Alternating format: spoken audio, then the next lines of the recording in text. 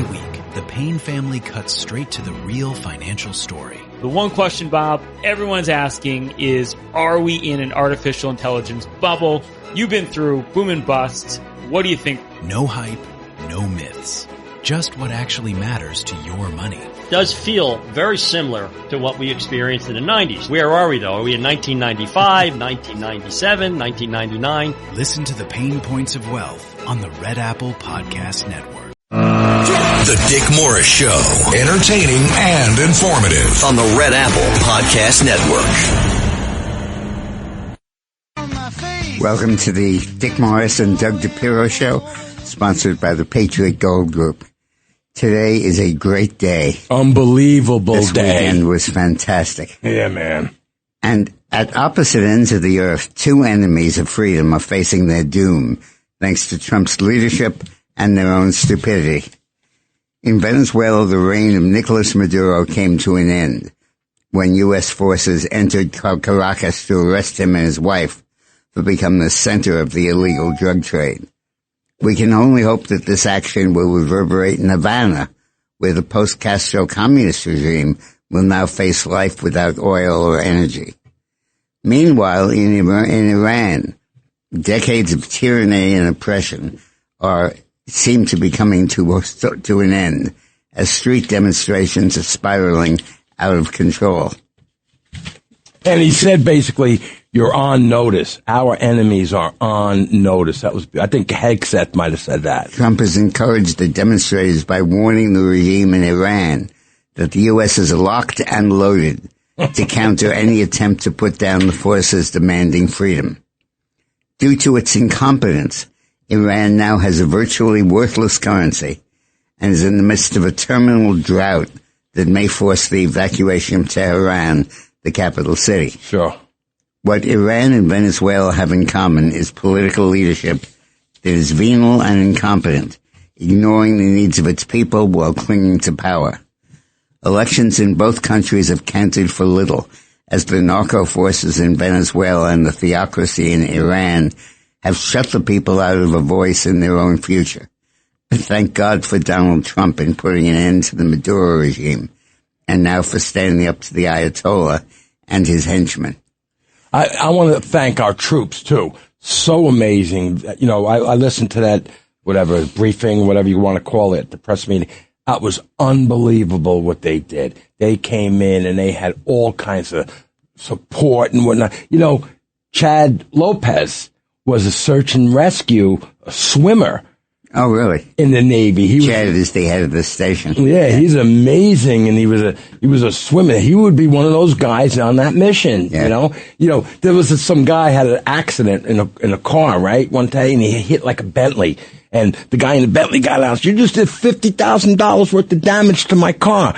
And the old man says, "Oh, I'm sorry. I didn't mean it. I'm sorry. You better give me the money. I'm going to beat you up. I'm going to kick your butt." And the guy goes, "Oh, let me call my son. He trains dolphins." He goes, "What? He trains dolphins?" Yeah, I'm going to beat him up too. Call him. So the son gets on the phone with the guy that owns the Bentley that wants to beat up him. And he goes, "I'm going to beat you up too. You come down here, you train dolphins. You come down here, I'll beat you up too." And he goes, "Okay, I'll be right there." He comes down, and the guy that trains dolphins beats the crap out of the guy with the Bentley. And he goes over to his father. He goes, Dad, I don't train dolphins. I train Navy SEALs."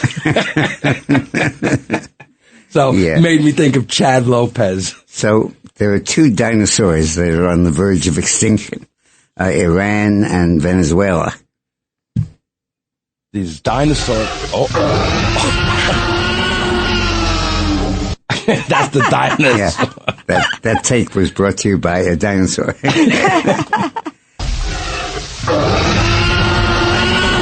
That's better. Yeah, okay. That's better. All right. So. That would be scary. I think that the reaction that I have to this, though, is that I'm amazed at how the international community is lining up to talk about the need for institutional change and the need for the UN rules to apply and opposing unilateral action by any country. Even China issued a statement like that. And it's absurd to see these countries doing that.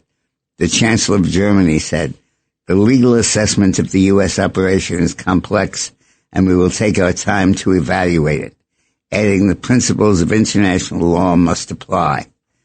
The Spanish Prime Minister said, "Spain did not recognize the Maduro regime, but neither will it recognize an intervention that violates international law and pushes the region toward a horizon of instability and belligerence." The UN Secretary General Antonio Guterres said, "These developments constitute a dangerous precedent." The Secretary General continues to emphasize the importance of full respect by all of international law, including the UN Charter. He's deeply concerned that the rules of international law have been rejected. Only Netanyahu said it like he should. He said, "Congratulations, President Trump, for your bold and historic leadership on behalf of freedom and justice. I salute your decisive resolve and the brilliant action of your brave soldiers." Yeah, because that's a guy that's getting attacked all the time by, Hamas and all these other people, so he knows what it is. These other people are just it's in a cloud. To me, it's symptomatic of the disease of international law, that the other countries and leaders are so focused on whether this was legal internationally, was the arrest properly done, is it lawful for the United States to intervene? Nobody's saying this guy was a tyrant. He was terrible. He abused people. He tortured children and women. He violated every law of human rights. And he was a drug trafficker on start of it, head of a drug trafficking network. And this value-neutral affirmation that what's important here is following international law. If we got Hitler and we brought him over here, people would say you have no authority in Germany. You don't like people with small mustaches. and the idea that the international law takes precedence over human rights and everything else. China said, China is deeply shocked and strongly condemns the use of force by the U.S. against a sovereign country and the use of force against the president of a country. Yeah, okay, we're getting it from you. Yeah, right, China. Right. And Russia said, this morning the U.S. committed an act of armed aggression against Venezuela. This is deeply concerning and condemnable. Yeah, like the invasion of Ukraine was. First of all I care about is when the Democrats go after Trump for this, because they will lose all their votes. That also is happening. And the nice thing about it is coming. They're losing all their votes as they do so. Mm-hmm. When the Democrats condemn the capture of Maduro, they're losing every Hispanic vote they could get. And the Latinos are celebrating in the streets. They know what the Venezuela regime is about. And they know damn well that the Democrats wouldn't have done this. And just in case they need a reminder, they're shrieking from the top of the rooftops that they would never have done this. You know, they're going to have to pull in some more terrorists to get votes, the Democrats. Yeah. It is so interesting to see the Democrats self-immolating and destructing over this. And you'd think they would think about that. Instead of, Schumer said, you can't punish a human rights violator by violating human rights or something like that. and the point is that this guy needed to be taken down. Trump did it. The Latinos in America, including 1.1 million Venezuelans who live in America, are euphoric about this. Is that what it is, 1,100,000. Wow. They're euphoric about this. You go out in the street, they're all smiling, particularly here in New York. Sure. It's like a relief. A big relief for their families. And yet the Democrats stand up and say this violates international law. Apparently, trafficking drugs, trafficking children, destroying a country, torturing people, imprisoning them, banning elections, not respecting the results of elections, have nothing to do with international law. Or right and wrong. It's just a question of morality. Did you get the right resolution passed on time by the UN? Well, you know that they, for months and months, Marco and the lawyers, they must have went back and forth to see, are we going to get, of course we're going to go to court. People are going to bring them to court and say this was wrong, but you know they put all their lawyers in line just to make sure. Yeah, but to me, I think the takeaway from this is that we should not have this respect for international law. International law. Disrespect or disrespect? Disrespect. Nobody passed international law. There was no Congress to approve it. It's a series of precedents by judges, none of whom are elected, all of whom are appointed. All different countries, correct? But mainly countries that have no jury system and no inherent human rights protection. And why I didn't know that. Why we should be beholden to them for their interpretations of something that has no basis in statute. There is no Has there ever been a uphold of something that happened with international law where it was looked at, like it was a solid ground? There are different cases that deal with that, but the important point to realize here is that you have two sources of law. You have statutory law that's passed by elected representatives of the people, like Congress or a legislature. And then you have common law, which is not passed by anybody. It simply is affirmed by judges. And one judge cites the next one, and that's a precedent. Got it. And the precedents pile up, and eventually they become a body of law. But that should not supersede a country's commitment to freedom, a country's commitment to help another country achieve its freedom. And when it does, that should be celebrated and cheered. This is fantastic what you're talking about right now, because I didn't realize half of this, what you're saying. This is great. Yeah. The concept of international law is essentially what judges have said it is. There's no body of statutes that says this. There is the Declaration of Human Rights and stuff like that, but that's not case law. And the assertion that the United States, the implied assertion, should not have done this because it violates international law is just baloney. The baloney, pretty much. The international law does not protect dictators from their own people. And and those who say that it does are just trying to hide behind it. Sure. Wow, this is amazing. So what do we got next, Dick? Well, Rock has some thoughts that are really good. We're going to do. Yeah. First of all, it's Roxana's birthday today. This is amazing. Thank you. And what a great...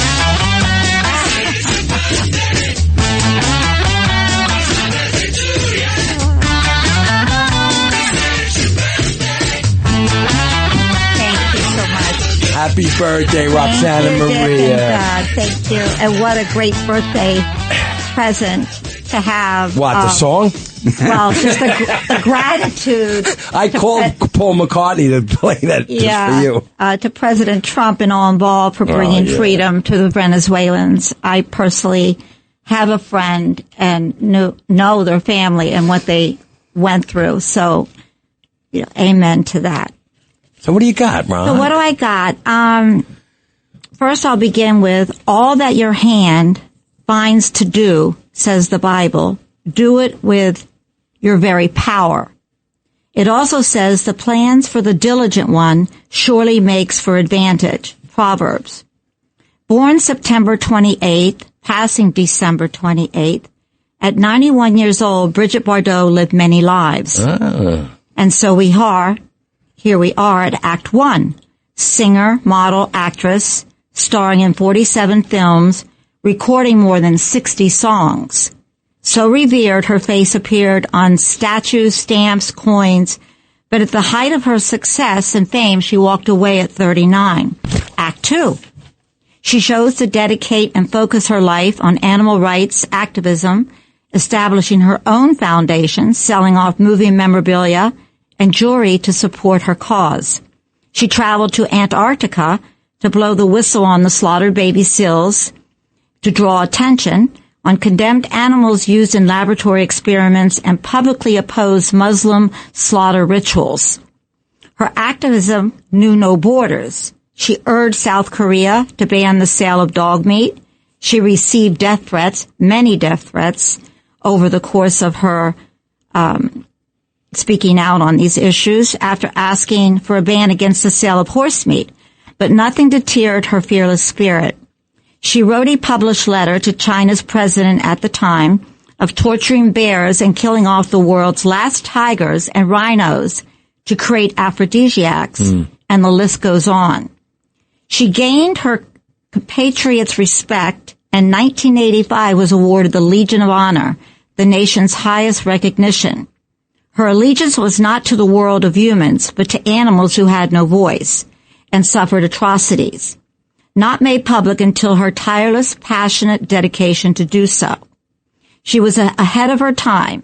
She raised $430,000 in 1986 to further her cause, becoming the Brigitte Bardot Foundation for Animal Rights and Welfare. At her passing, she left somewhere between $65 to $100 million of her assets to this foundation. Act 3. She was known for her longtime support of far-right views. She was convicted and fined 5 times in French courts for public insults speaking out against Muslims in France, inspired by her opposition to the Muslim practice of slaughtering animals to begin with, but linked into the practice to broader anti-immigration sentiment, being fined tens of thousands of dollars for her open criticism of their practices in France. To quote her, "I am against the Islamization of France. Our ancestors, our grandfathers, our fathers have for centuries given their lives to push out successive invaders," unquote. She was an inspiration to Bob Dylan, even at 15 years old, who wrote a song about her and dedicated his first song to her. Bardot was the subject of 8 paintings of Andy Warhol in 1974, and many artists copied her style in music and fashion to this day. She did not use a mobile phone or a computer. Instead, she wrote letters and showed up in the countries to use her voice to communicate. Of the inhumanities, newspapers, magazines, radio echoed her message to the world. Her final act. Why should I dedicate the time on a political platform, the radio here today, for Brigitte Bardot? The answer is uncomplicated. Her legacy shows true freedom of choice and the determination in choosing a life of service. Listening to the call of one's heart, that one voice, even yours, can be a beacon of hope. This is a time of many changes, one person at a time. Wow. Blessings to all. Yes, thank you. And Dick liked it because Bob Dylan was involved. Yeah, right, absolutely. Oh, yeah. Absolutely. What was the name of the song? Bridget, the Song of Bridget or something like that. Yeah. It's amazing. Is it Diamonds in Rust? No, it was, I sent it to you. Yeah, the first song was when he was 15. Never did it. Didn't cut it, but it was amazing. It was the freedom of Brigitte. Right. Because he was so impressed of her speaking out against things that we're just learning about now. Yeah.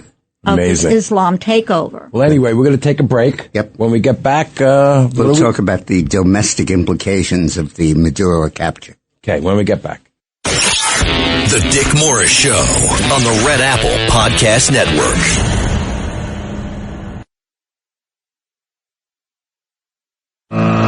The Dick Morris Show, entertaining and informative on the Red Apple Podcast Network. Welcome back to the Dick Morris and Doug DiPerro Show, sponsored by the Patriot Gold Group. Dick, I just wanted to say, I made notes listening to the briefing yesterday, and I love that General Kane, they call him, it's Raising Kane, that's so great, right? And he said about the troops and the strategy, he says, we think, we develop, we train, we rehearse. Then we rehearse again, and rehearse again. It was really amazing to listen to these guys, and Hex, that's what he was talking about. It was really amazing. And I just wanted to touch on that, that's all. There's no such thing now as domestic as opposed to foreign policy, because there are so many Latinos in the United States who came here legally and even some illegally, where the fate of their countries back in South America is a very important American issue. very important domestic policy issue. So with 6 million expatriate Venezuelans looking on and cheering, the Democrats are marginalizing themselves by attacking Trump for arresting the tyrant Maduro. Those who've had to leave their country as Maduro drove it into the ditch can have no reaction to Trump's bold action in standing up for Venezuela but cheering. Foreign policy in this hemisphere is a domestic issue, where expats see the Democratic sniping at the president, while his bold action brings the day of rescue to their own homelands ever closer. And the Democrats are frying themselves in their own frying pan. Right. I almost didn't want to talk about that, so let them keep going. By talking about how this violates international law, and we wouldn't have done it, and we give peace a chance, and all that kind of stuff. Yeah, peace. Yeah, tell the Venezuelans that, the citizens. And I think people are now completely understanding, once again, where Trump is and where the Democratic Party is. Look at Petro and see what Trump said. He better watch his ass, he said. Right. That was, did you remember him saying that yesterday? That was amazing. Hey, you're going too, pal. So I think that and it's not just Petro, the Ayatollah is going to, because he chose this time to issue a statement that America is locked and loaded.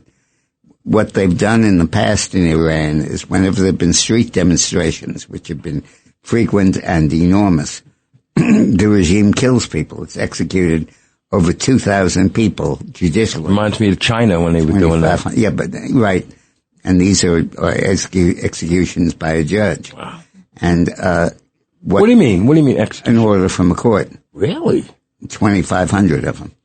And wow. Now Trump is basically saying we're going to retaliate. We have the capacity to take out individual people in Iran.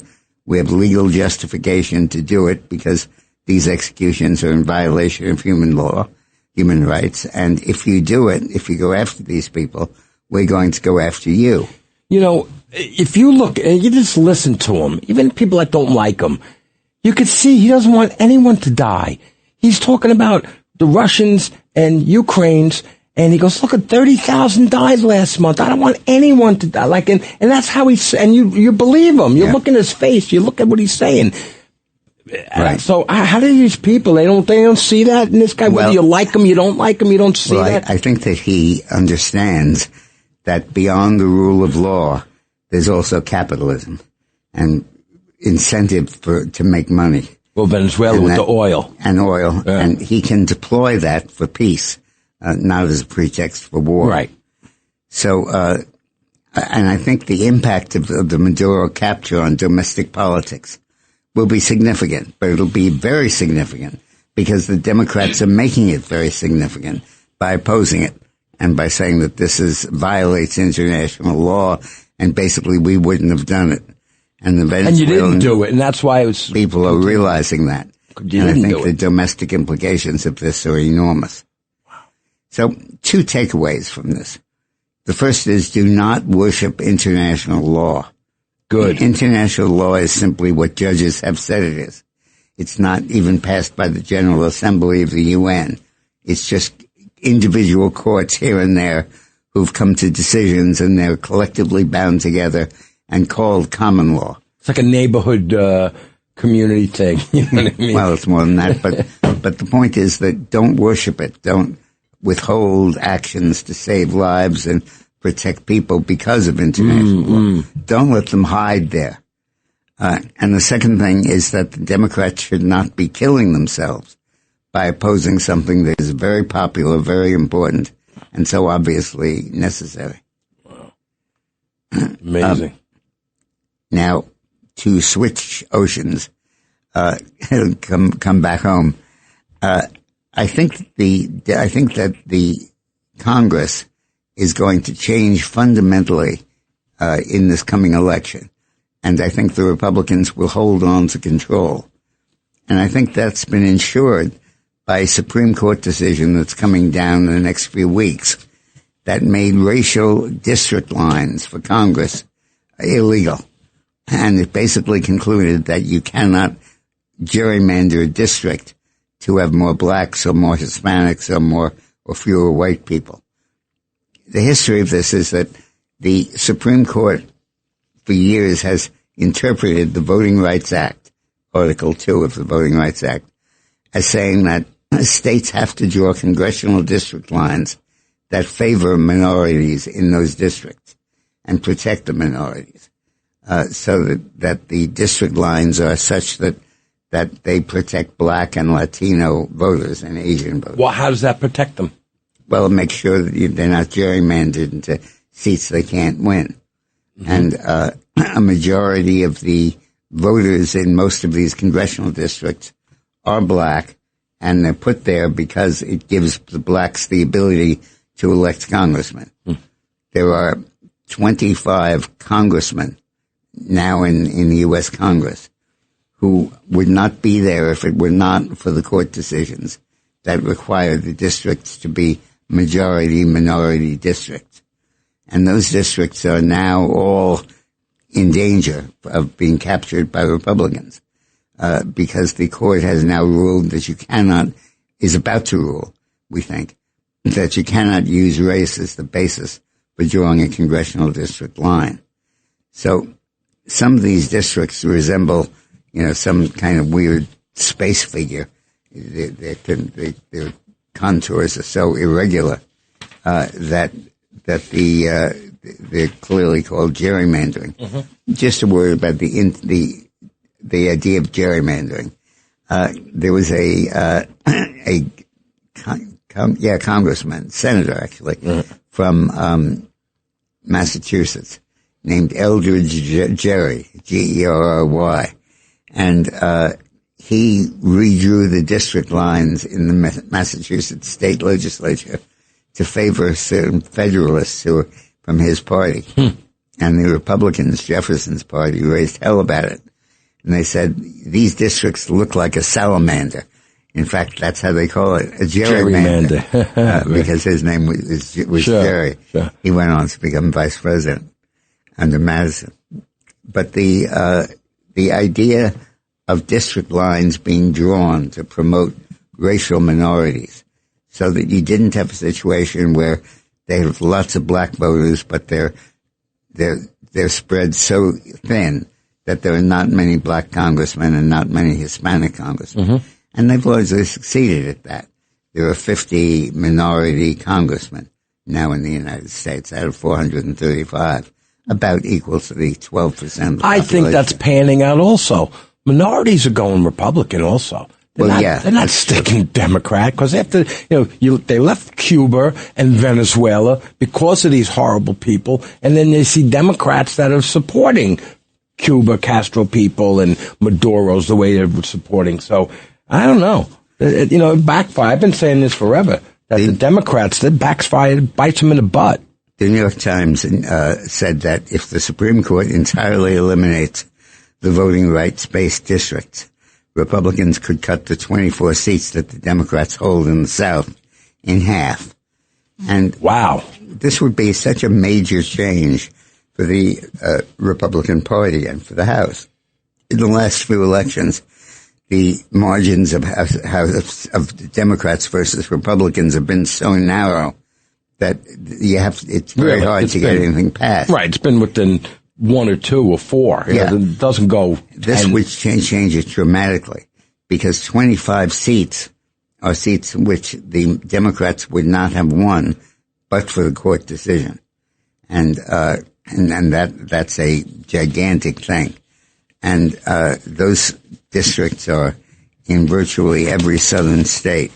The current map you're looking for, Dick? The Democrats hold 24 seats in these states. Alabama, Florida, Georgia, Louisiana, Mississippi, North Carolina, South Carolina, Tennessee. Plausible redistricting scenario.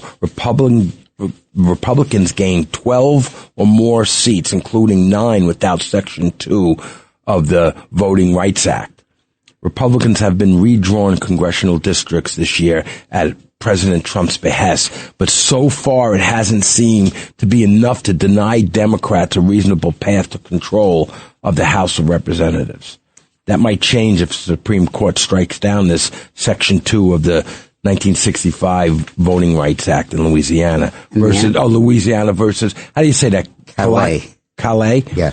Callais. Right. A case the court heard Wednesday. Without Section 2, which has been interpreted to require the creation of majority-minority districts, Republicans could eliminate upward of a dozen Democrat-held districts across the South. Republicans may not eliminate every Democratic-leaning district that they technically could, but the party's aggressive mid-cycle redistricting suggests they would eliminate enough to obtain a significant structural advantage. Yeah. And that's key. The Democrats and Republicans are fighting over the details of district lines, with the Republicans trying to reapportion mid-cycle, whereas normally it's done every 10 years. And that's significant. That's helpful. But when was it done last? Just 10 years ago. I mean, every 10 years. All right. I thought you would they were jumping forward. No, it's current. The last was 2020, then it was 2030. The Democrats, the Republicans, though, are redistricting in 2025 to try to take advantage of demographic changes. And that's significant. That'll be helpful. Pick up a few seats. But the main thing is holding on to control of the House. And I think the Supreme Court case offers a very important possibility of doing that, which will fundamentally change the nature of Congress. Instead of the House being an automatic rubber stamp for the Democrats, it's going to be highly competitive, and Republicans can likely hold on to it. That's amazing. Well, I hope it happens. When we get back, we're going to talk about the January 6th pipe bomber. He confesses. Yeah, this is important because the Democrats have been running based on the events of January 6th, 2021. Didn't they have pictures? I remember, this is a guy, right? This is a male? Yeah. Didn't they have pictures of a woman doing it originally? I thought. So I'm confused by this. But the point is that this guy has confessed. And it's very clear that this was the centerpiece of the January 6th operation. And he didn't like either side. Yeah. But when we get back, we'll talk about it. Thank you. The Dick Morris Show on the Red Apple Podcast Network.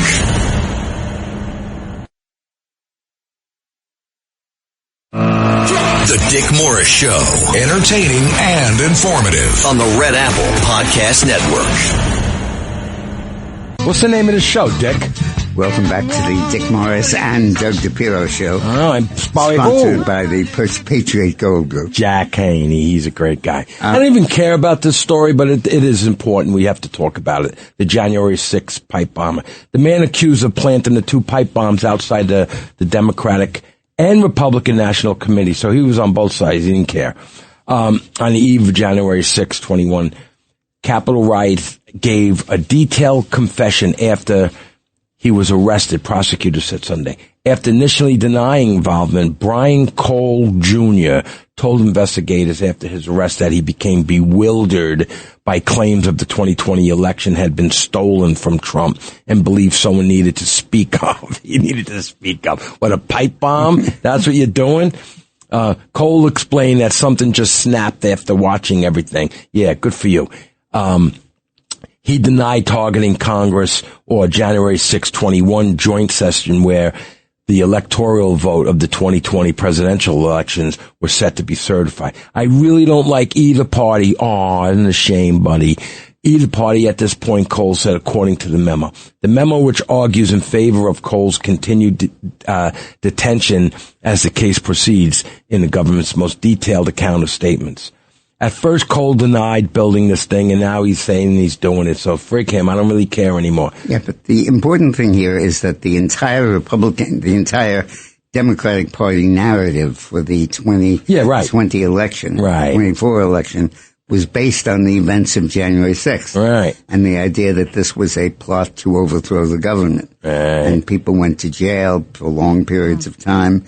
There were special congressional committees set up. And now it turns out that the centerpiece of the action would be this maniac who went around bombing people because he didn't like them. He didn't like anyone. Nothing to do with Donald Trump or any political party. just had to do with one crazy guy wanted to do some stupid stuff. And now the whole idea that this was an orchestrated conspiracy to overthrow the government is being called. That's falling apart anyway.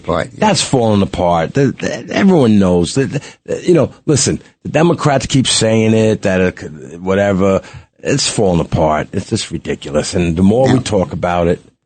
Now, we've all read stories and heard things about the Somalian fraud in Minnesota. But this is a major, enormous story with huge national implications. This is an important story. This is the first time that we have now exposed the idea that Democrats are using illegal immigrants who come here to be a political constituency, to elect them again and again, and give them cover for massive voter fraud and financial fraud. Are you talking Minnesota at this point? Sure. Starting in Minnesota. Yeah. Tampon Tim. And it ends up, but that's old.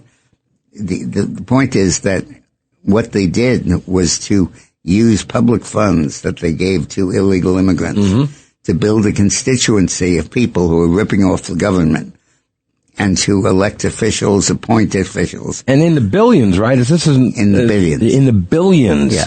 Yeah, let's talk about, go on. And I think that this is a gigantic story because I think that, as Trump said, Minnesota is just the tip of the iceberg. Yeah. The idea that the Democratic Party is using massive, massive fraud to direct federal money to pay off illegal immigrants who come here to get them to vote for them and cement the Democratic Party in power at all levels, state, local, Dick, and federal. I always say that they have the most amazing machine, the Democrats. They know how to go at people, and they know how to create the stuff for elections and whatnot. But how stupid that they didn't think they're going to get caught doing this. It's unbelievable that they could do this. Like, they're such morons. They're so brilliant at robbing and so stupid at hiding. Yeah, but this is only the beginning of the iceberg. I know. We're going to see this in Chicago. We're going to see it in New York. We're going to see it in Philadelphia, in all Democratic cities. And increasingly corruption. Well, let's see people go to jail. I want to see people with handcuffs. You will. And increasingly corruption is going to be the central fact of local politics in America. And letting this flood of illegal immigrants into the U.S. and passing these programs like Medicaid and Obamacare. That started with Obama, and Biden picked it right up. After Trump, Biden said, okay, let's keep going. And it's all based on fraud and bribery and diverting public money. Or let me back up on that. Biden didn't say, okay, let's pick it up. When Biden was in office, Obama said, okay, let's pick it up. Biden didn't say anything. I don't even know. Anyway, the FBI director, Kash Patel, has threatened to denaturalize and deport Somali. Mali. There's no smile in Somali. I know, I can't help myself. Because I always make up a name. I got to make up Smiley Americans who have been allegedly. That's why I make up names. Because I can't pronounce half the stuff or I can't spell it. It doesn't matter. So I make up a name like George Bush used to do. Anyway, Somali Americans who have been allegedly using fraudulent businesses in Minnesota to profit from the government grants and subsidies. Patel said that some fraud that has been uncovered is just the tip of the very large iceberg. When it comes to fraud that has been taking place in Minnesota, this is recently exposed over $100 million in alleged fraud in the state. In a statement on social media, Patel wrote, the FBI is aware of recent social media reports in Minnesota. However, even before the public conversation escalated online, the FBI had surged personal and investigative resources to Minnesota to dismantle large-scale fraud schemes exploiting federal programs.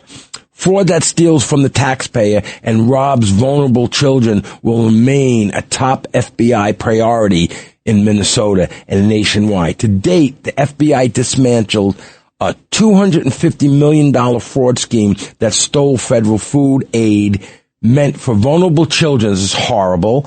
During COVID, the investigation exposed sham vendors, shell companies, and large-scale money laundering tied to the defeating our future.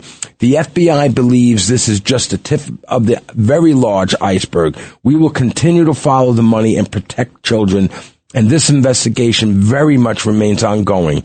Furthermore, many are also being referred to immigration officials for possible further denaturalization and deportation proceedings where eligible. The case referred to by Patel has seen 78 indictments and 57 convictions connected to the feeding our future. This is horrible that they would do this. Many of which are people Somali descent in Minnesota. In a more recent report from Shirley, he and Minnesota locals go around to various daycare businesses that do not appear to be in operation. By the way, I just saw the other day a daycare. It was a learning center. They spelled learning wrong. It was, and the guy went there looking. There was no kids there. There was no teachers there. And he took a photo of the sign and they spelled learning wrong. What's the matter? These people are morons. Among the daycare centers that they visited, children were not present and the windows of the centers were blacked out. Many Republican lawmakers have shared the report from Shirley, slamming Minnesota Governor Tampon Tim for alleged negligence and oversight over the government programs, with House Majority Whip Tom Emmer stating that Walz sat idly by while billions were stolen from hardworking Minnesotans. Billions. And to give them air cover, they have Congressman Omar Inbred. What's your real name? And Elon Omar, yeah. So inbred. And it has now come out that not only did she oversee the stealing of this money, but her husband set up a venture capital firm 2 years ago that grew from zero to $60 billion in assets. It's not husband. In 1 year. Husbro. It's her brother. So I call him the husbro. Is it? I thought it's her husband. No, the husband this is the new husband, but eventually didn't she marry a father or a brother? I think that's Letitia. No, Letitia's the shyster, first of all. Come on, get your names right, Dick. She married her brother originally. Yeah. But she divorced him. I call it a husbro. But the importance of this is that until now, corruption has not been a staple of the Republican Party attack.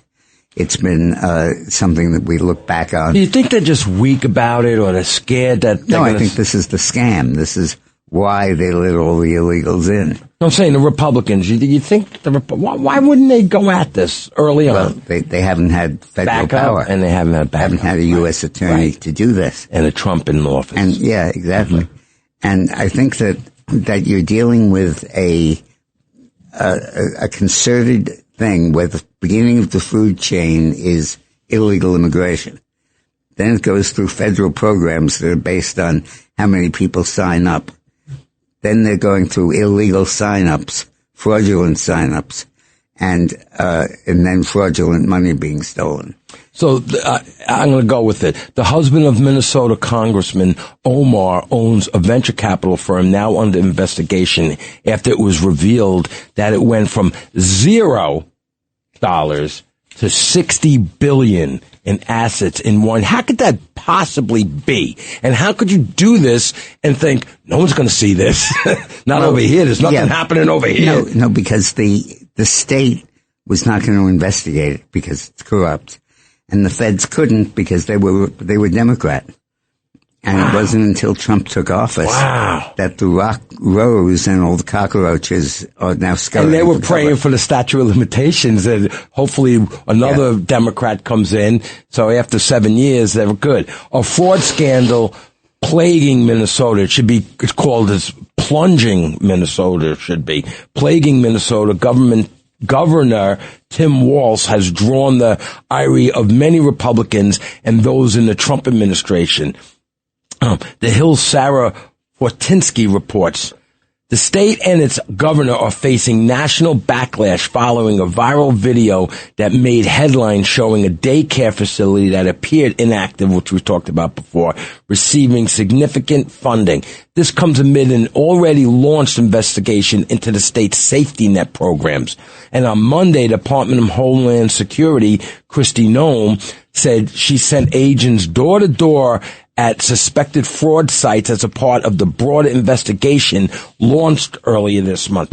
DHS, you want to say something, Dick? No. DHS is on the ground in Minneapolis going door to door at suspected fraud sites. The American people deserve answers and how their taxpayer money is being used and arrest when abuse is found. The viral video released Friday by independent journalist Nick Shirley renewed scrutiny of the governor's handling of widespread fraud occurring in some states-run programs. Many have sought to blame the Democratic governor for failing to significantly crack down because he must be getting a little in his pocket. Why is he going to crack down? He's on the dole, right? It significantly cracked down while Walt's offices has sought to defend the governor's handling of the situation. Yeah, how's that? Do explain, Governor. Yeah. Tampon Tim. And jump now to the story about, when we come back from the break, about the vouching. Oh, yeah. Right. We'll when we get tell back. you about that in a minute. The Dick Morris Show on the Red Apple Podcast Network.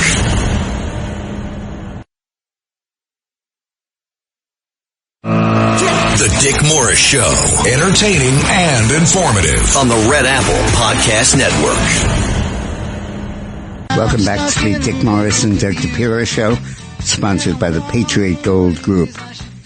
So you wonder how Governor Waltz can get away with this, how he was able to preside over a state that had 90,000 illegal Somali immigrants who were ripping off the federal government for welfare funding intended for children and intended for food to people. And how did he do that and get reelected? Well, it turns out that they have a unique voting system in Minnesota that has now been exposed and is the subject of federal prosecution. I mean, this is crazy. How they can get away with this. When you show up in Minnesota to vote and you don't have any ID, you can say, I really live in this building. And I'll vouch for you. Or I live in this nursing home. And I vouch for you. And Harry, my best friend here, is going to vouch for me. And Harry's vouched for 8 different people. But they can't vouch for anyone. Only Harry can vote. Yeah. This is ridiculous. All of whom are eligible to vote. You want me to read this? Yeah. It's 24, by the way, Dick. I found it. The Justice Department sent Minnesota officials a letter Friday demanding records regarding the state's vouching system for the voter registration as the North Star state faces intense scrutiny over the Somali child care fraud revelations. Minnesota offers an alternative form of verifying an address when registered to vote on election day, known as vouching, by which a registered voter in the same precinct or a staff member of the resident facility where the prospective voter lives can sign an oath. Of course, they're going to be honest about it, right? Can sign an oath verifying another person's address for the purpose of voter registration. This is unbelievable.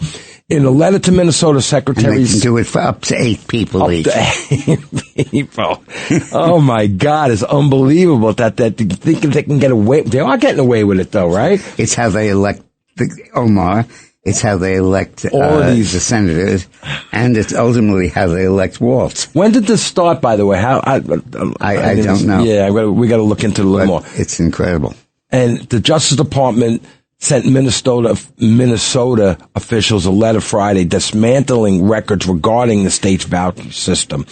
Minnesota offers an alternative form of verifying an address when registering to vote on election day, known as vouching. Unbelievable. I'm jumping to this. Today I sent Secretary Simon a letter demanding records pertaining to this vouching system.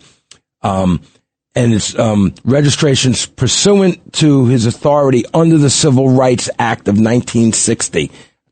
This system seems factually inconsistent with the Help America Vote Act of 2002. We'll see.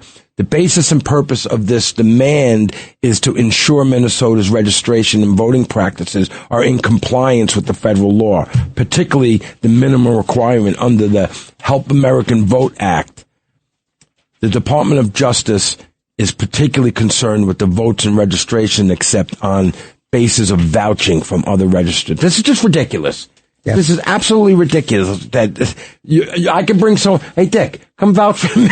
Yeah, exactly. Listen, lend me $82,000. Dick Morris is going to vouch for me. That's basically. Yeah. And I'll vouch for you, not that you can repay it, but that you live here. Yeah, right. Yeah. I have an address. Yeah, that's right. Oh, my God. 1313 Mockingbird Lane. You don't even know what that is, do you? No. That's Herman Munster's address. Oh, okay. All my fans out there know what I'm talking about. So, what's our next story? Because that's enough. This is ridiculous. So, you got the system. You got the whole thing. You come here illegally, 90,000 do. And you say you're here legally. And you vouch for, and you say, Joe here can vouch for me, and Pedro too. And you get 8 people, you can vouch for up to 8 people, and they can vote for 8 each. And eventually you get a community of people who are committed to fraud, and they use fraud to steal the federal money. Unbelievable. Anyway, we gotta go. We'll be back, the next hour. Okay, thank you, bye. The Dick Morris Show on the Red Apple Podcast Network.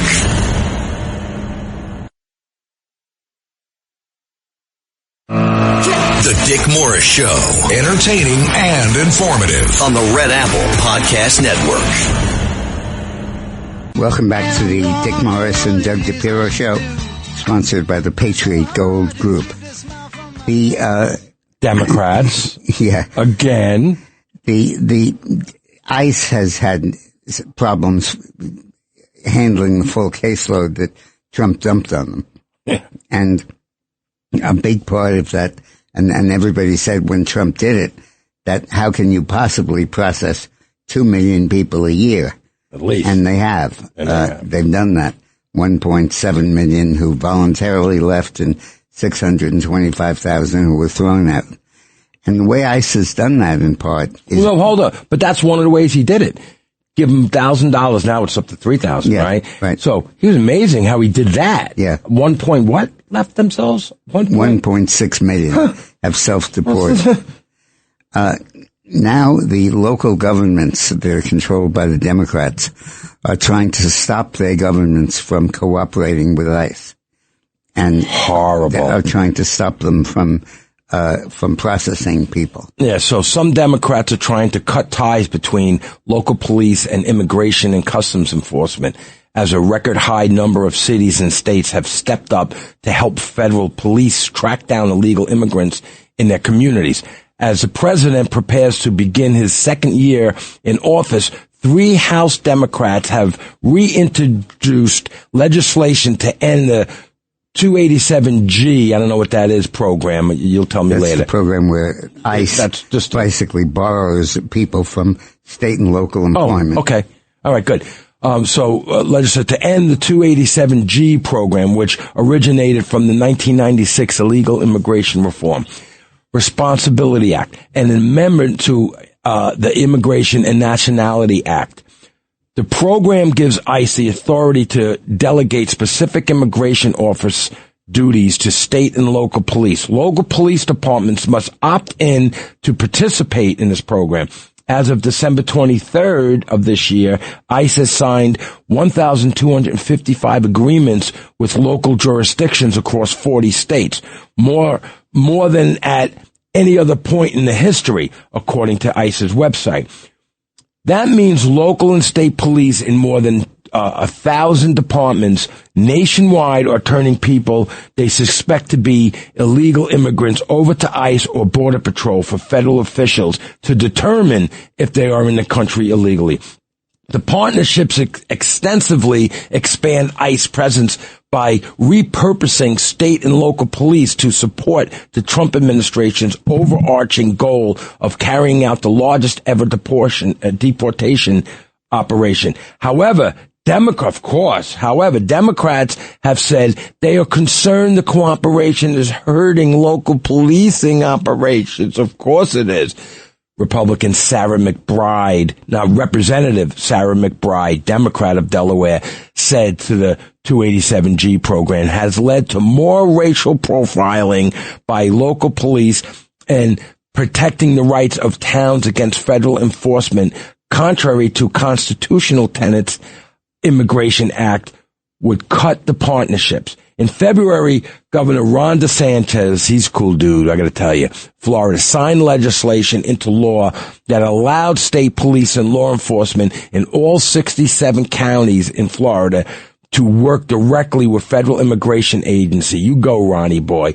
Yeah. So, as opposed to trying to kill them. Yeah. And throw stuff at them and dox them. Remember we were talking about them doxing them. ICE agents, yeah. Yeah. Horrible. Why would, I don't even want to say why anymore. Now, in the line of fire is now Walt Disney.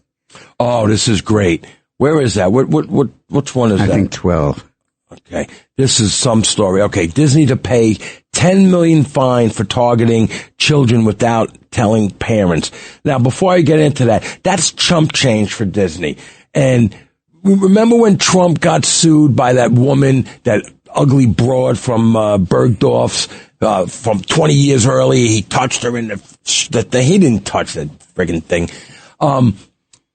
The judge sued him for $80 million, and the judge said, well, he's got to feel the pain. He's a billionaire. $2 million is not going to make any dent on this guy's wallet, so it's got to be significant. $80 million. So Disney gets sued $10 million. They should have got $300 million. They should have got sued. And this comes at a time when the courts have just ruled that if you're running an elementary school or you're dealing with children, oh God, you have to report anyone who wants a gender change operation. Yeah, right. And what this does is that this says that it is illegal for Disney to target children in their advertising. Yeah, right. Trying to sell Mickey and Minnie and all of that. Right. Well, the same way that the cigarette companies were, targeting kids would buy cigarettes. I'll talk about it. Disney to pay $10 million penalty for alleged illegal targeting of children.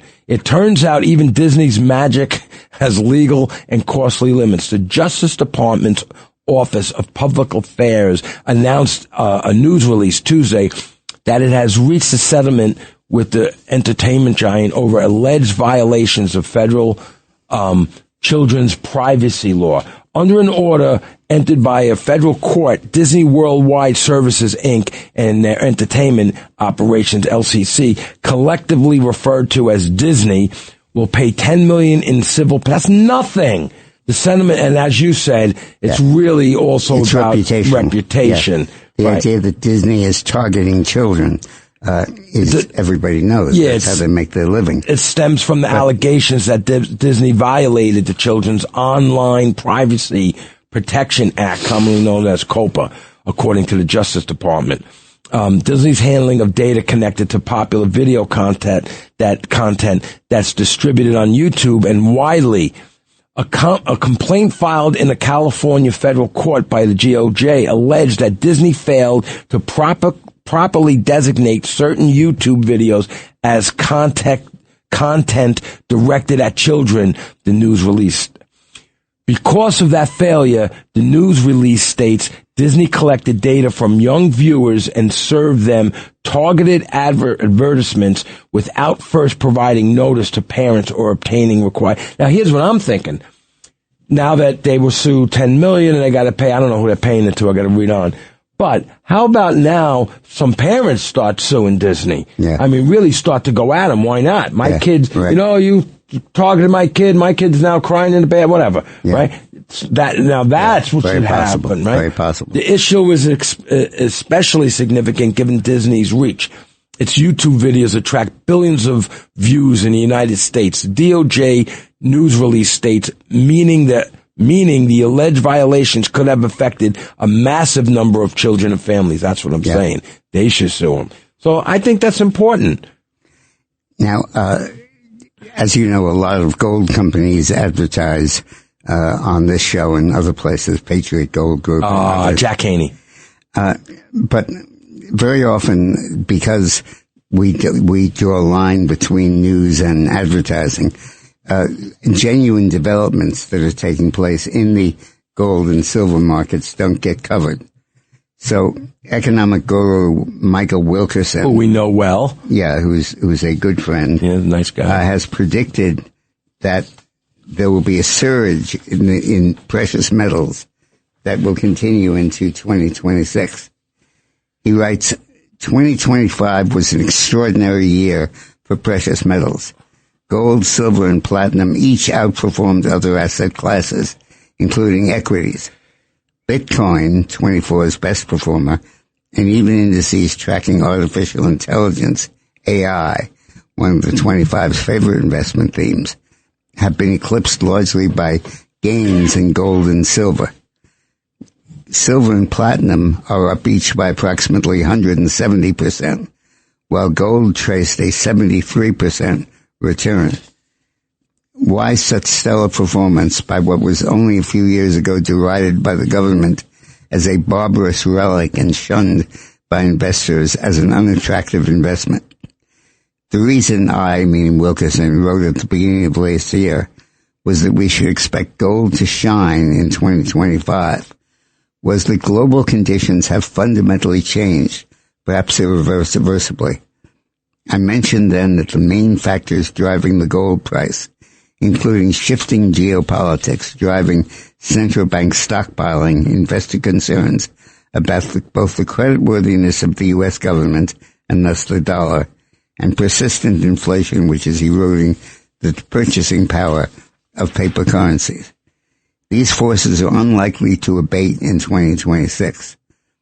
We should expect precious metals, including gold, silver, and platinum, to continue to perform well in the coming year.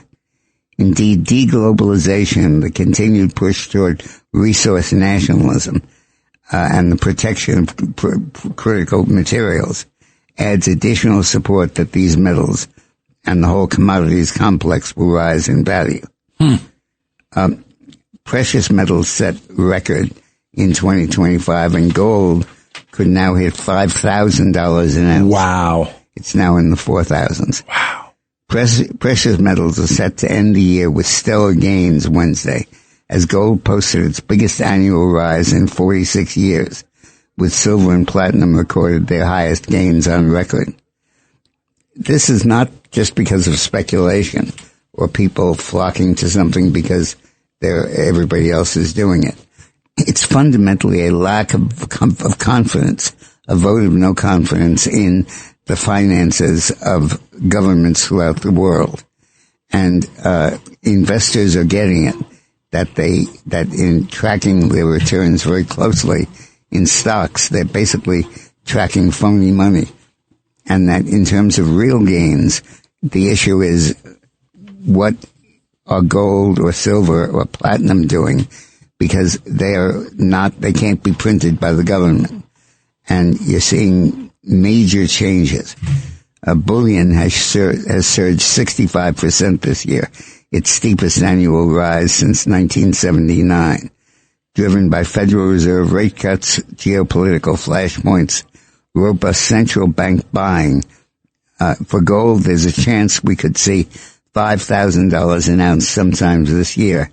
And for silver, we maybe can get to $100 an ounce. Yeah, can we look at this the same way I look at the stock market? And I always say it's consumer confidence, but it's not. This is different. More. This is more like AI, and that they need precious metals. Like, you know what I'm saying? Well, that's part of it, but that's definitely part of it. But the biggest part of it is a generic lack of confidence in governments and in stuff that government issues. Right. And the paper that government prints. Which is a trust. Yes. Trust in me. In God, yeah. No, not in God. Trust in the government that is going to pay you that dollar. And Interesting. And this collapse of in confidence in paper currency, what they call fiat currency, which is the government says this is worth this is worth that, and no one shall question it. And the whole inflation thing and what's going on. And as a result of this, to duck this, companies are inflating prices, and gold is increasing its value relative to the dollar. And this is likely to continue. We're not dealing here with an aberration, a cycle. We're not dealing here with a surge or a change that's going to be cyclical. This is a fundamental loss of faith in government-issued currency. And that's why Bitcoin is doing well. It's why metals are doing well. It's why cyber currency is doing well, because people are no longer willing to accept the word of government as to what this stuff is That's worth. why I have a whole corral of cars and motorcycles. That's why that's a good example. And as a matter of fact, Wilkinson, remember we were whatever we were, Four Seasons, and we were this is a couple of years ago, and blah blah blah. And I said, "Well, I have cars and motorcycles," and you looked at me, you're rolling your eyes like, and Wilkinson said, "No, absolutely, that's a smart move. Yeah. It's no different." I learned a long time ago. I had to move out of the house because we can't fit. I had to make room for a Camry. Yeah, I'm building a 5,000 square foot house. I'm going to live in about 500 square feet. The rest is going to be for the cars and the motorcycles and the artwork and the sculptures. but it's true, right? Yeah, it is true. Mm-hmm. It's amazing how this gold, I can't believe 5,000 an ounce. Yeah. Oh, so we already did 15 what's his name? Now, Kavanaugh you're looking at? Yeah. Uh-huh. Supreme Court Justice Kavanaugh sent liberals to bed happy appeared to be backing away from his racism, what they're calling as racist immigration enforcement ruling that brought the phrase Kavanaugh stop into the lexicon. Mm-hmm. In September, Kavanaugh wrote in a ruling that the apparent ethnicity of Hispanic illegal immigrants, Hispanic individuals could be a relevant factor for federal agents who decide to confront them about their legal status and demand proof of citizenship. This was widely criticized as the Supreme Court condoning racism and flying in the face of the Fourth Amendment's protections against unreasonable searches. Now in a ruling from earlier this month, Kavanaugh appeared to try and walk back that previous ruling, writing in a concurrence to court's decision to block Trump from deploying the National Guard to Illinois. The justice added a footnote stressing that race and ethnicity could not be considered by agents conducting immigration stops or arrests. When the court reverses itself, it often has individual judges doing that, and Kavanaugh put his foot in it with the previous ruling, and now he's backing off it. That's not very common, right, for a Supreme Court? No, it's very unusual. Very unusual, isn't it? Very unusual.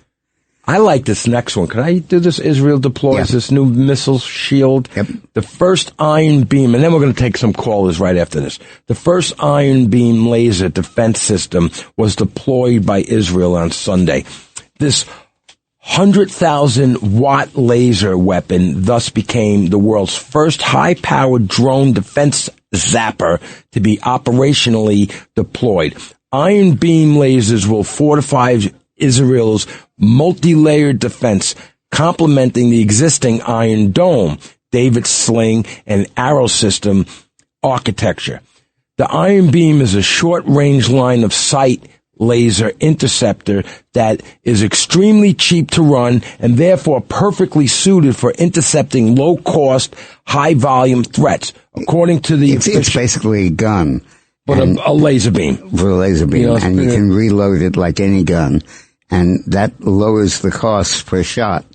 And the idea that you can overwhelm Israel defenses by putting your bombs on drones and sending them over in the hundreds of thousands no longer is true, because it's very likely that there's now the Iron Dome can be refueled, reloaded. While they're using that. Yep. Well, it's an advanced laser source and unique electro-optical targeting system, enabling the interceptor of a wide range of targets at an enhanced operational range with maximum precision and superior efficiency. Moreover, it works at a negligible marginal cost, which constitutes the laser system's primary advantage. The Palestinians thought they could overwhelm Israel's defenses by sending very cheap drones to bomb Israel. Drones. That's amazing, and too. Israel couldn't keep on using the gold shield, the Iron Dome. The Iron Dome. Mm-hmm. No, I forget what it's called. To protect against these attacks. So what the Israelis... Iron Beam? No, that's what they're doing now. That's what this is. The Israelis now have developed a low-cost way of shooting down these missiles.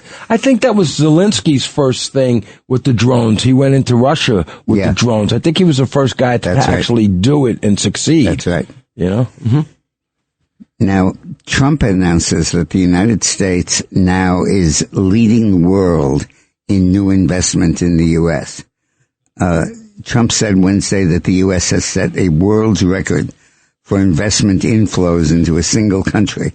Wait, Dick, let's go back to this right after the break. We have a hard break right now. Okay. I'm sorry. The Dick Morris Show on the Red Apple Podcast Network.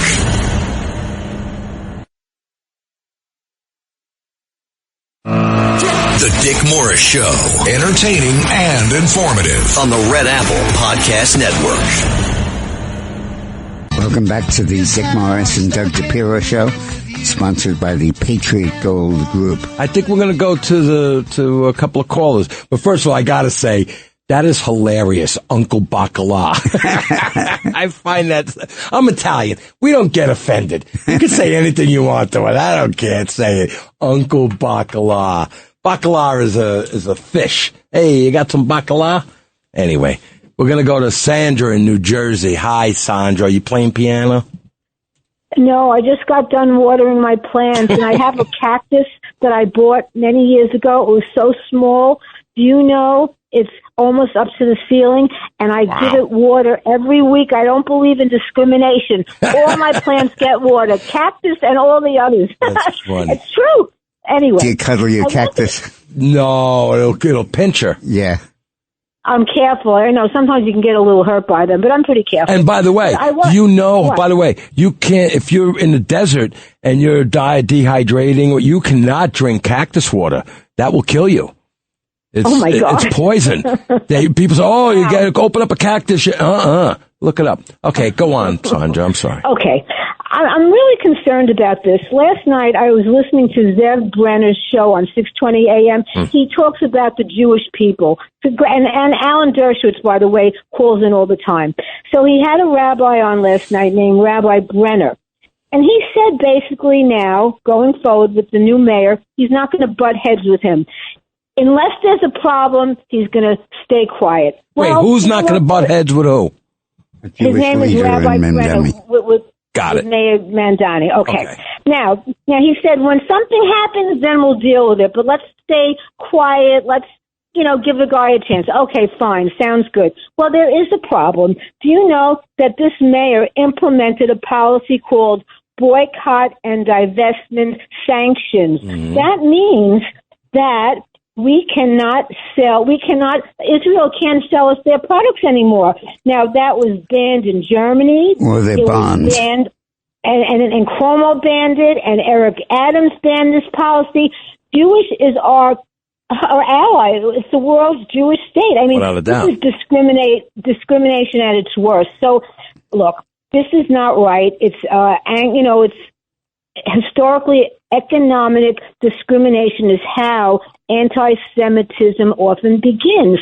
So my question to you, Dick and Doug, how are they going to go about this? Are they going to send people in there undercover to find out who's selling stuff? As I understand, the executive order by Mamdani prohibited city workers from advancing a program of banning investment and boycotting Israeli products and bonds.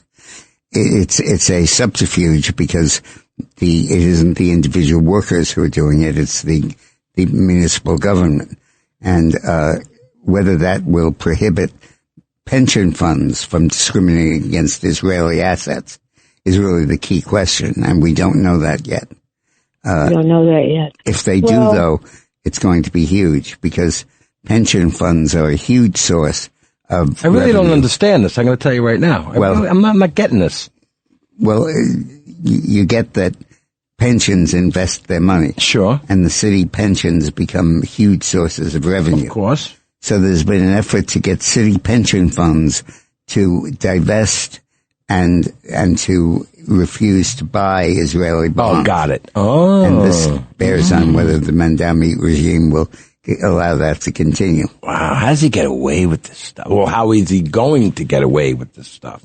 He's just starting. Now speaking of which, Trump announced that the U.S. is now setting a world's record. Thank you, Sandra, by the way. Thank you.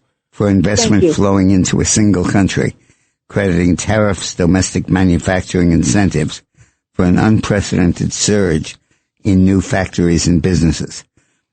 Trump wrote on Truth Social that investment in the U.S. now exceeds investment in China by trillions of dollars. Trillions, with a T. Arguing that tariffs have reshaped corporate decision-making by encouraging companies to build and produce domestically.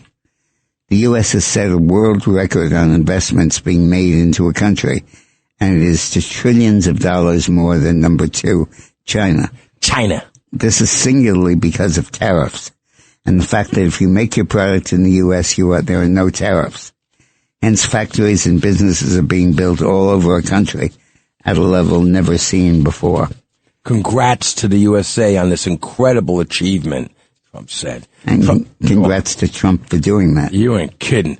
Trump's comment came as new data shows the U.S. attracting a dominant share of global investment flows, particularly from state-owned institutions.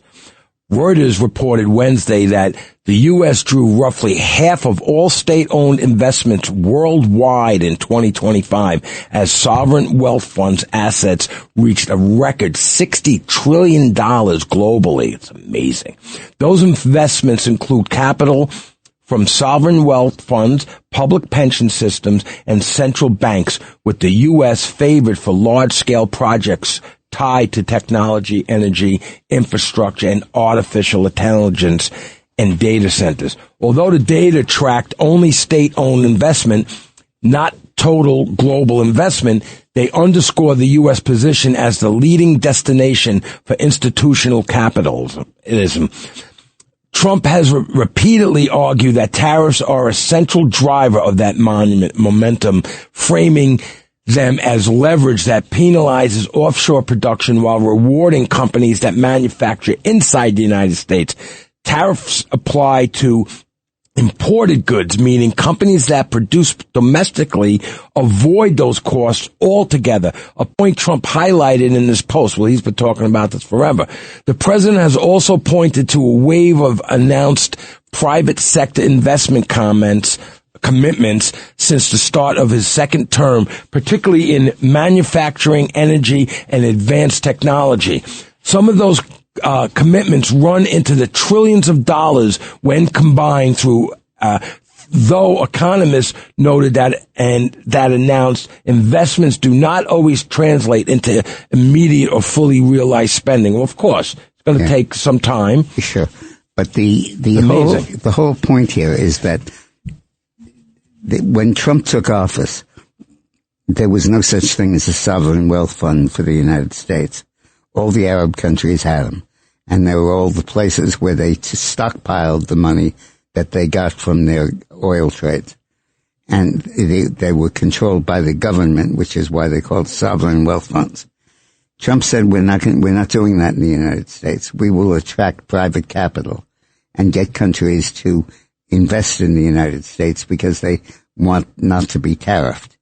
And the success of that program is coming.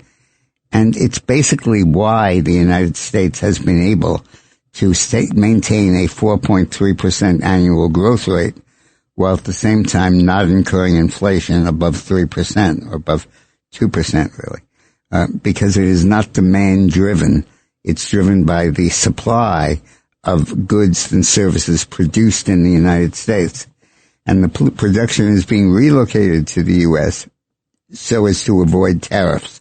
Who is going against the tariff that wants to sue the government, Trump, about tariffs going to the Supreme Court. Various companies that are affected by tariffs, largely small companies. In America, yeah. U.S.? Mm-hmm. And they banded together and brought this lawsuit. Mm-hmm. And God help us if they win, but I hope they're not going to. Right.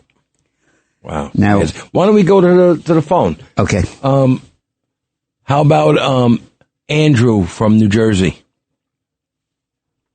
Hey, what's going on? Hey, I wanted Andrew. to talk about Tim Walsh a little, and also I'm half Italian, and I have cactuses. They actually outside there's a ground cover one that survives the winter. It like dehydrates, and it has beautiful yellow flowers. My wife freaked out, like she didn't think it would survive in New Jersey. But anyway, Tim Walsh. Because of taxes or weather? Yeah, what really survives in Jersey? The Garden State. What are they growing? Smokestacks? That's a comedian from tomatoes. But Tim Walsh's latest thing, he has, it's leave, like paid leave for a long amount of time. And he actually said, no one's going to steal because you're not going to get rich by scamming, like a 5-week paid leave, which is true. You're not going to get rich, but that doesn't mean that no one's going to scam it. Yeah. If you find $20 or even $1,000 on the ground, you're not going to get rich, but that doesn't mean you're not. People all the time scam unemployment. They work under the table. During COVID, it was only like a $200 something payment. So people worked in the restaurant under the table and collected the $250, whatever. So it's not. How did people eat in the restaurant when the food came in under the table? Very good, Dick Morris. And also, Dick Morris could be funny sometimes. Didn't it spill? With the gangsters, not just Italians like some of my relatives, but whatever ethnicity. But the difference with the Somalians is that the percentage that are involved are much higher than traditionally. Even in the heyday of the mafia, it was like less than 1% of the Italian population. And there were people that were on the take in the government or police force.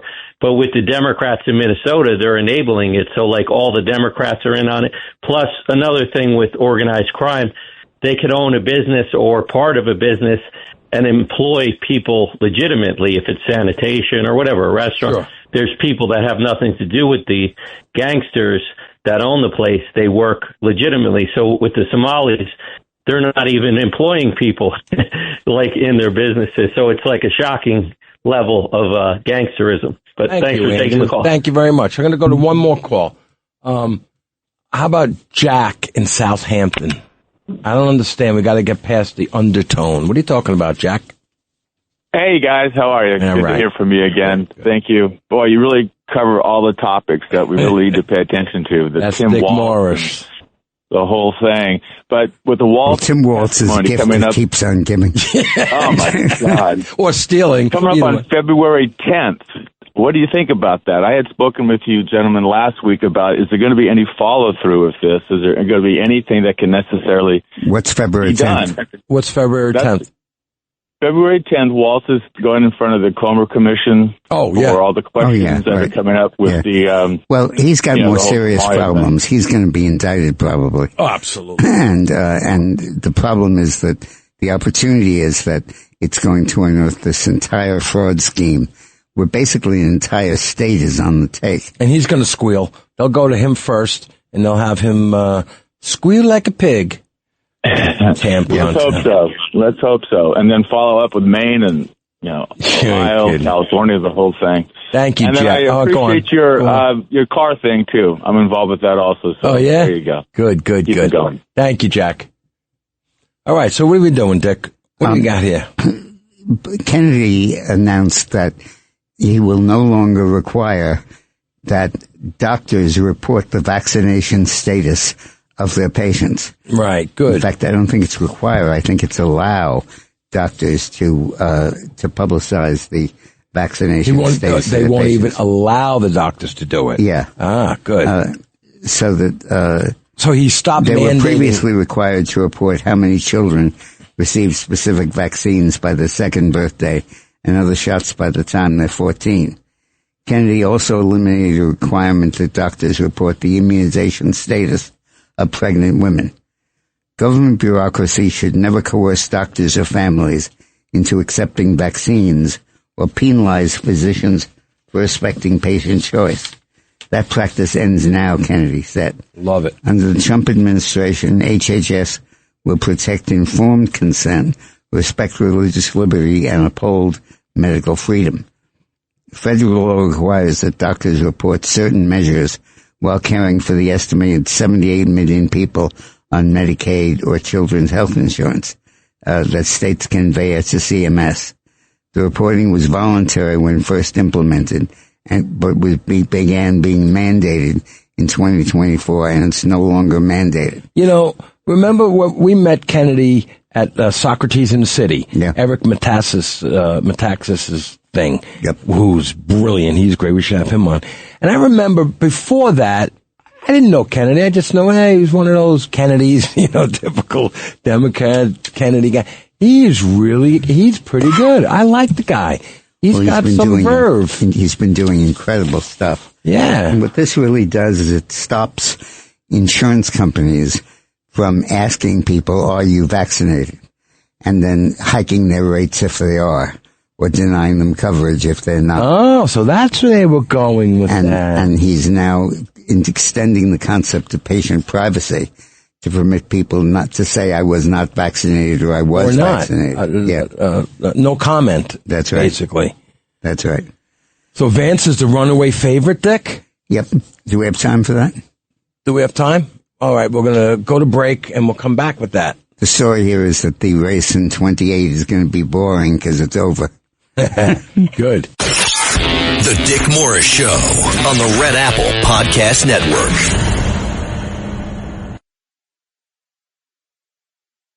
The Dick Morris Show, entertaining and informative on the Red Apple Podcast Network. Well, if you want to take a year off and not listen to this show for a year, you're okay, because at the end of it, Vance will still be the front runner. There's a poll in from New Hampshire. First time anyone's actually paid to find out who's winning the Republican nomination. And they haven't paid because they know the answer, and they got the answer they expected. Right. 51% of New Hampshire primary voters said they're for Vance, and 9% said they were for Rubio. I like Rubio. Maybe he'll be on a ticket as vice president. Might be. That'll be. Might be. It's funny. A year ago, when Vance came around, I said, I like the guy. He's articulate. He sounds smart. But I didn't get anything out of him. Not because I didn't yes or no, good or bad. But once he started talking about different things, he's pretty smart. He's out there. He pushes it out there. If he has something to say, he'll tell someone, "Shut up." I like a guy like that that'll tell you to shut up. It's worth knowing that Vance is so far ahead now that what are the numbers? Do you have 51 to 9? 51 to 9. How could that be? With 5 other candidates under 9. Wow. 51. Who are the others? Do you know? There's, give me one I know. Yeah, you know them. The ambassador of the UN, Stefanik. Yeah. I can't. Whatever, it doesn't matter. But wow. Their answers to a trivia contest. Right. All right. Now remember how in 24, everybody said the election would be about abortion. Oh, yeah. Because the Supreme Court rulings on abortion. Well, it turns out that Trump effectively answered the abortion issue. Send it down to the states. Give it to the states, number one. Number two, let doctors prescribe abortion in drugstores, and don't get your abortion at a drug center, at a hospital center, and also let the states adopt different rules and let the states make that determination. So you can move to a state or visit a state which has your abortion policy you like. Right, go a half hour away. Well, the result of this is that abortion has now faded as an issue in the polling. For the Dems. For the Dems. And it's in 24, 55% of the voters of Democrats said abortion was important to their vote. But in October of this year, just 36% said the same thing. So I've often spoken about how when you succeed in selling an issue, the issue tends to disappear. You need a new issue. Yeah, because people say, I've done that. I've got just like you used to say about Rudy. Yeah. He succeeded in making New York Manhattan, so beautiful and safe that he didn't have anything else. That's right. Right. He's crying for a new war. And now abortion is going through the same process. By the way, thank you, Rudy Giuliani. You were the best. I love that guy. So the idea that you have to vote Democrat to protect the freedom of choice on abortion is no longer operable, and very few people are believing that. So what do you think they're going to find? No, don't say it, because you'll give them something. No, Dick Morris. We don't need Dick Morris to give the Dems because he'll give them something really good. So don't do that. Now, in San Francisco, yeah. $5 million for blacks-only reparations, but no money to pay them. Now, if you're going to talk about but they don't have the money. So this guy is just saying it. But I want to say there was 360,000 white guys, Union soldiers, that freed the slaves. So where are the reparations for them? 360,000. 360. That's all of them. I'm sorry. The 40,000 were black out of those 360, and so they should get reparations also. So this is all such a bunch of bull. But could San Francisco get any worse? 2 days before Christmas, this is so funny, Democrat Mayor Danielle Lurie quietly signed an ordinance that could one day grant black residents up to $5 million in reparation payments. Ironically, this is the best part. Lurie admitted the city is too poor to pay for it. We are not allocating money to this fund with a historic $1 billion budget deficit. We are going to spend our money on making the city safer and cleaner, he said. So, nah, vote for me anyway. Really? Seriously? What is that about? Why do you do that? Just so the people that aren't really paying attention say, oh, look at this. Yeah, we don't have the money. Yeah, right. And also because your constituency is demanding it. All these other people are getting reparations. How about us? You know what I used to do? When you went to a late night disco or whatever, you went out and there's people outside and you feel bad because they don't have a ride. And they just ordered a cab. They just called for a cab. And then you go, hey, listen, you need a ride? Oh, I just got a cab. So you don't have to give it to them because they already ordered the cab. It's not the same, but it is. I mean, whenever I left the club, I would always have that experience. Yeah, club, Dick Morris. Yeah. The only club you have was a club foot. That is cracking up over there. Now, if Donald Trump had lost the election, we would now be talking about Jack Smith indicting other members of Trump's circle for claiming that the election of 2020 was stolen. Which one is that? Oh, 25. Okay. Yeah. This is what they did in Brazil to Bolsonaro. Oh, yeah. He said the election was stolen, and Lula, the president, got him indicted on charge of trying to overthrow the government by spreading the word that the election was stolen, whereas in fact it very possibly was. And Jack Smith was going to do the same thing here and go after people who are high up in the Trump circle. You too. Me too, yeah. Mm-hmm. And I don't know Dick Morris. Dick Morris who, if they come to me? And they would go after us for saying that the election was stolen. And this is derivative of the fact that various groups were suing the stations, claiming that they said the election was stolen, that cast doubt on the accuracy of their machines. But this would have been the government doing it. And it's joyous to know that won't happen and wouldn't happen. What a creep, that guy. Even looking at him, he's creepy looking. Jack Smith for brains. Unbelievable. Let's go to the phone. And Eduardo in Tampa. The GOP will win the midterms. What do you got, Eduardo? Yeah, good afternoon, Doug and Mr. Morris. Well, yeah, I was listening to some of the callers on the Chicago show, and they didn't waste time mentioning the old word, oil. Yeah, right. He just wants to make money. Yeah, ridiculous. You just wait till this week starts. It's going to be the talk of the town on progressive radio and on TV. He just wants his friends to get richer. Trump does. That's all he cares about with the oil. Yeah. So one of the one of the callers mentioned mismanagement in Venezuela. Where does that sound familiar in cities like Chicago, New York, and L.A.? How about that? Right. Yeah, no kidding. Yeah. Let me just go through the facts on oil, because you're right. This is going to be an important issue as the year unfolds. The planet produces 100 million barrels a day of oil. That's all sources combined. Wow. And the United States produces about 14 million of that. And it's going to go up to 1.4%, is that something like that? No, 14%. 14%, okay. And the U.S. share will probably go up to 20 million barrels, or 20%. Mm-hmm. Now, Venezuela historically produced about 5 million barrels a day of oil. But under Maduro, because they don't know how to do it, they got like one barrel. Were nationalized, run by the state. It declined to 100,000 barrels like a a day. 6-pack, yeah. Yeah.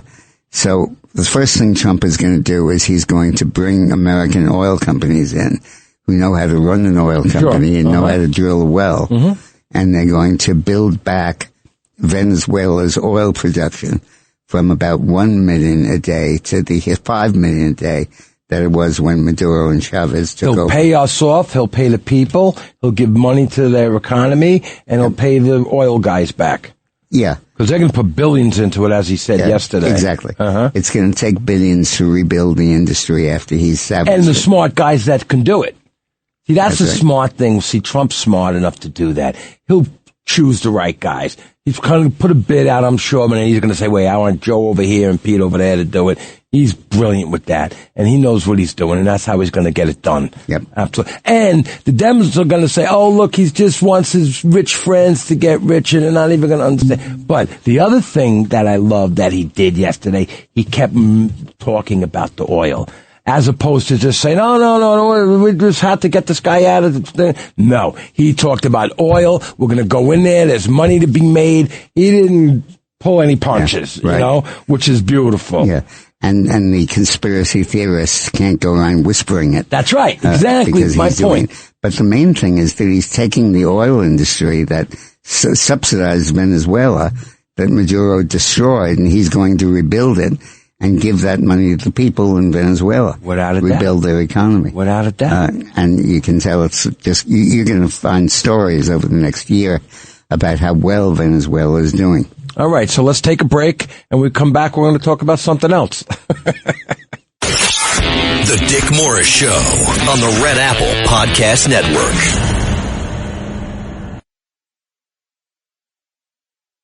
The Dick Morris Show, entertaining and informative on the Red Apple Podcast Network.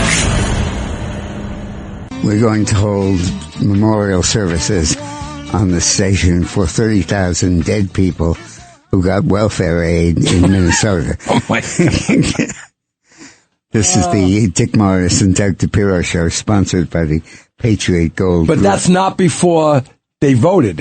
Yeah, right. Well, they voted all the time. Right. Yeah. But they just got the aid now. An audit has now revealed $6 billion in rental aid fraud in Minnesota, and 30,000 dead people who got rent subsidies in Minnesota. Unbelievable. So they've gone from paying illegal immigrants to paying people who've died. It's unbelievable. And they're not getting away with it, but for them to think they're going to get away with it, it's just... Well, the interesting thing about this is the only state that's now getting the scrutiny a lot of states need is Minnesota. But after we finish skewering Minnesota, we're going to use the same techniques to talk about Chicago, New York, Philadelphia, Detroit, and a whole bunch of other Democratic cities. And that's really what the Democrats are afraid of. They're not even smart thieves, as I said earlier. Well, they've been pretty good at avoiding detection. So Not now. Not now. Because they didn't think there was going to be a Republican in office. That's right. That they can get, just like Hillary. What's going on with her? I want to see her handcuffs. You know? Wall starts, listen to this, a paid leave program in Minnesota. In a move that's sure to infuriate hardworking American taxpayers, Minnesota Governor Tampon Tim, radical socialist agenda, has kicked into high gear today with the rollout of his so-called paid family and medical leave program. Under the new law signed by the tampon giveaway guy, employees in Minnesota will be eligible for up to 12 weeks of medical leave and 12 weeks of family leave, up to 20 weeks total per year, with partial wage replacements paid out of state-mandated payroll tax on employers and employers and employees. But the detail sparking the most outrage isn't just the length of the leave. It's who is eligible to collect the check. If a worker meets the minimum earning threshold of approximately $4,000 in the past year and has paid into the system through payroll taxes, they are eligible to apply for state-funded wage replacement. No social security number? No problem. No proof of citizenship? Nah, who cares? Walz and his leftist cronies have made sure that anyone, including those who snuck across our southern border, can now access taxpayer-backed paid leave benefits to bond with a new child, or recover from an illness for nearly, and they had to say that, to bond with a new child, just the wording, right? Or recover from an illness from nearly 5 months of the year. Isn't that great? How it works, the tax. The program is funded by a new 0.88% payroll tax split between employers and employees. The benefit: workers can take up to 12 weeks for serious medical conditions and 12 weeks for family leave, bonding, caring for a sick relative, etc., capped at a combined 20 weeks per year. The payout: benefits functions on a progressive scale, with lower income workers receiving up to 90% of their weekly. Wow, that's beautiful. I want to move there. Where's this, Minnesota? I want to go to Minnesota. Come on, tampon. Now, Walz is defending himself against accusations of doing what he's doing. The Somalis. I said it right this Somalis. time. White supremacy. By saying that the attacks on Somalis are really a form of white supremacy. You know, I got to tell you, I missed the Uber going to the place where they're giving out the white supremacy card or whatever they give you, because I don't know what happened there. I don't have it. I don't know where it's going. Governor Tim Walz has been working to push back against the fraud allegations within his state that has captured national attention, really, in recent weeks. The former vice presidential hopeful attempts to distance himself from said criticism has ranged from claims his administration has been working for years combating such fraud, and boldly stating that the investigations alleged fraudsters in the Somali community is an act of white supremacy. Of course it is. Isn't he a white supremacist, by the way? This guy, what is he? Right? He's as white as you're going to get. In the wake of YouTuber Nick Shirley's viral, I got to see who this Nick Shirley guy is. Nick Shirley's viral video digging into alleged fraud taking place in Minnesota in tandem with ongoing official investigations and criminal trials and convictions. Governor Waldo Walz, has been hard at work to redeem. She's laughing over there. I'm making you laugh. I'm funny. As Governor Waldo Walz has been hard at work to redeem his public image. Having been dubbed a disaster for Minnesotans by USA Today early in December, the scrutiny Governor Walz has been facing doesn't appear to be letting up anytime soon, with his methods to get ahead of the matter doing little to improve public perception. And this guy was nominated for vice president and had a serious chance at some point to become president. Well, they also said that Biden was a razor tack sharp or whatever. Right. He was sharp as a marble. Biden, let me tell you that. But the how close this guy came to being president is absolutely terrifying. Imagine that. But this is the new front. This is the new effort by Republicans.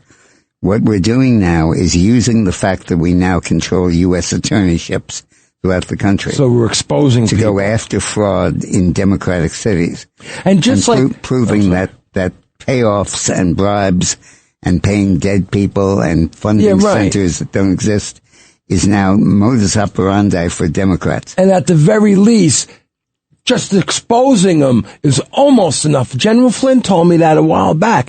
I said, I see Obama. He's got to go to jail. He goes, I don't know if he's going to go to jail, but just exposing him enough and his legacy is enough. So that's what this is also. Yeah, it is. It's to delegitimize the Democratic Party's base in urban areas by showing that it's essentially based on payoffs and extortion. And once we understand that, the Democratic Party becomes a lot less attractive to voters. Yeah, but that base is that base. They don't care about anything. Yeah, but once the stealing is reported, they can't do it again. It's an honor to be here, Dick Morris. And happy birthday to Roxana Maria. You hear the going out music? Oh, it's Roxana Maria. Bye-bye. Happy birthday, Rock. Thanks for listening to The Dick Morris Show. You can hear The Dick Morris Show Sundays at noon. If you like the podcast, share it with your friends and listen anytime at WABCRadio.com and download the WABC Radio app. Hit that subscribe button on all major podcast platforms. Plus, follow WABC on social on Instagram, TikTok, Facebook, and X. See you next time for a new episode so you never have to wonder, what the heck is going on here? Every week, the Payne family cuts straight to the real financial story. The one question, Bob, everyone's asking is, are we in an artificial intelligence bubble? You've been through boom and bust. What do you think? No hype, no myths. Just what actually matters to your money. Does feel very similar to what we experienced in the 90s. Where are we, though? Are we in 1995, 1997, 1999? Listen to the Pain Points of Wealth on the Red Apple Podcast Network.